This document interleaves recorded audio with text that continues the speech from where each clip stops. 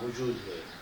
ہمت ہو تو کوشش کرے، کمر ہمت باندھے، ڈائریکٹ دیکھیں کہ کس طرح یہ نور امام زمان ہے۔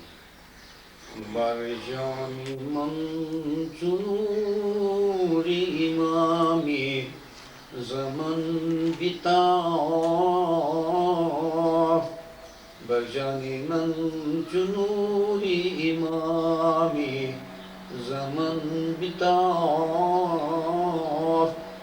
لیل و سرار بودم و شمس الضحی شدم، لیل و سرار بودم شمس الضحی شدم، لیل و سرار بودم شمس الضحی شدم۔ حکیم پیر ناصر خسرو کہتے ہیں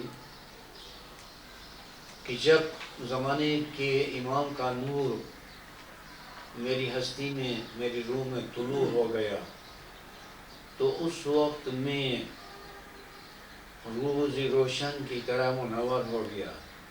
قبل ازیں میں شب تاریک تھا، میں اندھیری رات تھا، لیکن جب امام کا نور میری ہستی میں طلوع ہو گیا تو میں روز روشن کی طرح منور ہو گیا۔ ابھی اسی مقام پر ذرا سوچے کہ وَكُلَّ شَيْءٍ أَحْصَيْنَاهُ فِي إِمَامٍ مُبِينٍ، امام کی ذات ہے، لیکن جب یہ نور کسی میں طلوع ہو جاتا ہے تو آپ ہی فیصلہ کریں اور آپ ہی اس سوال کا جواب دیں کہ وَكُلَّ شَيْءٍ أَحْصَيْنَاهُ فِي إِمَامٍ مُبِينٍ پیر میں تھا یا نہیں؟ ہر وہ کامل انسان، ہر وہ پیر، ہر وہ مرشد، ہر وہ عارف جس میں امام کا نور آتا ہے تو تمام صفات کے ساتھ آتا ہے، ساری خوبیوں کے ساتھ آتا ہے، سارے خزانوں کے ساتھ آتا ہے۔ ایک مثال جو دنیوی ہے مگر اچھی ہے،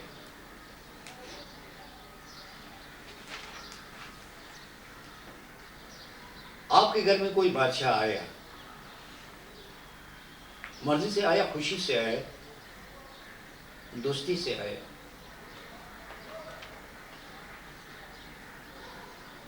کیا اس وقت ایک بادشاہ اپنے ساتھ مملکت کے سارے خزانوں کو لے کے آتا ہے؟ آپ کہیں گے نہیں۔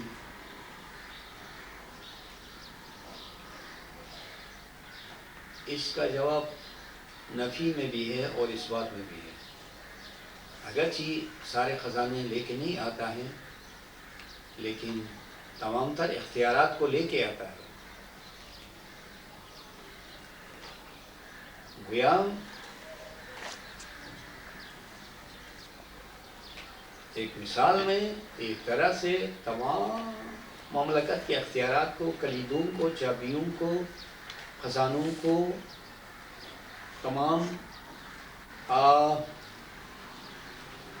اعزازات کو، آنرز کو، ٹائٹلز کو، تمام چیزوں کو جو اس کے اختیار میں لے کے آتا ہے۔ ٹھیک، پھر اگر آپ کی ہستی میں امام کا نور جلوگر ہوتا ہے اور حقیقی معنوں میں آپ امام میں فنا ہو جاتے ہیں تو پھر کیا نہیں ہوگا؟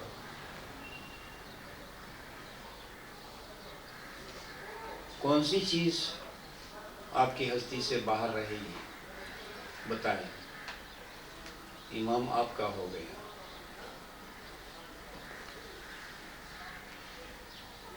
مزید ایک مثال ایک حدیث ہے، حدیث قدسی ہے اور بہت ہی عالی شان ہے.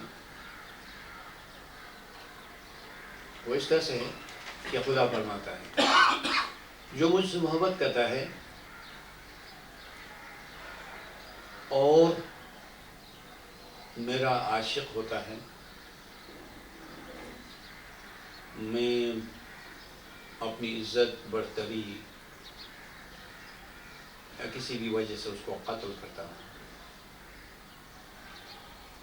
اور قتل کر دینے کے بعد میرا قانونی عدل مجھ سے تقاضا کرتا ہے کہ اس کا مقدمہ ہونا چاہیے،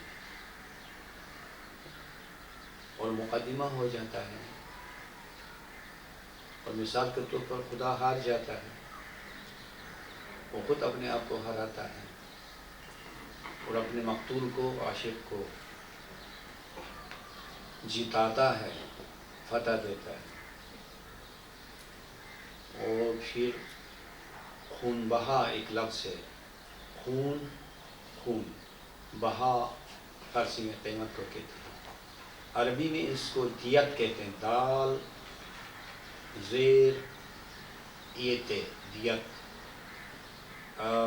خون کے عوض میں جو کچھ قانونی طور پر دیا جاتا ہے اس کو دیت کہتے ہیں عربی میں، اور فارسی اور اردو میں خون بہا کہتے ہیں.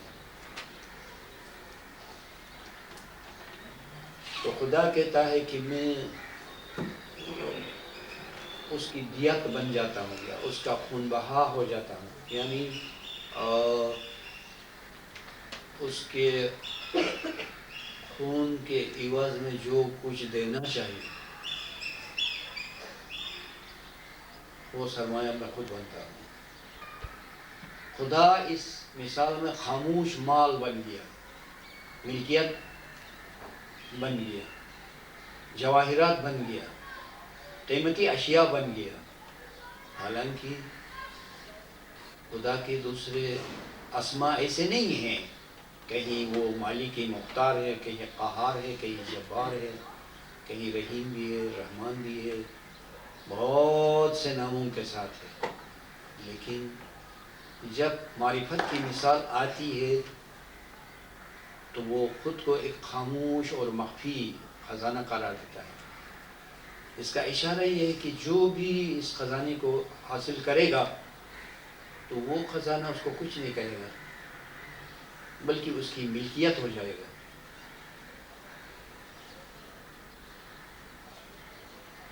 تو خدا ملک بھی ہو جاتا ہے. ملکیت یہ عربی میں ملک، انگریزی میں دودھ کو کہتے ہیں، اور ملک میم لام کاف ملک عربی میں ملکیت کو، جائیداد کو کہتے ہیں. تو خدا مال بن جاتا ہے، جائیداد بن جاتا ہے. کس کے لیے؟ اپنے عاشقوں کے لیے جو سچے دل سے اس کی طلب رکھتے ہیں، اس کو ڈھونڈتے ہیں، اس کو حاصل کرتے ہیں تو وہ حاصل ہو جاتا ہے. اور خدا اسی مقصد کے لیے ہے.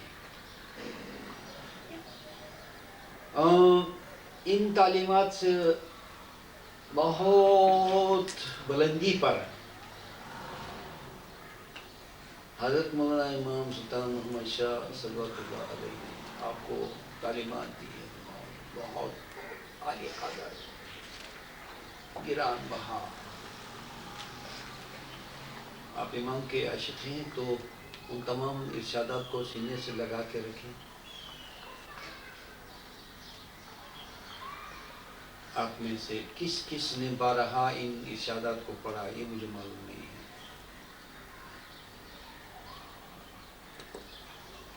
قرآن کو بھی میں سینے سے لگا کے رکھتا ہوں، یعنی قرآن سے مجھے جنون کی حد تک عشق ہے، آنکھیں تھک جاتی ہیں لیکن میرا شوق تھکتا نہیں قرآن سے. اور میں نے قرآن بہت پڑھا، بہت پڑھا، بہت پڑھا، زندگی بھر قرآن کی طرف دیکھتا رہا. اور اب اس کا پھل مل رہا ہے بہت زیادہ۔ امام کی نسبت سے مجھے قرآن سے عشق ہے، کیونکہ یہ قرآن مجھ کو امام ہی کے اسرار کو بتاتا ہے، امام ہی کے خوبیوں کو اجاگر کرتا ہے، امام کی بیوٹیز کو دیکھتا ہوں اور پھر مجھ میں امام کا عشق شدید تر ہو جاتا ہے۔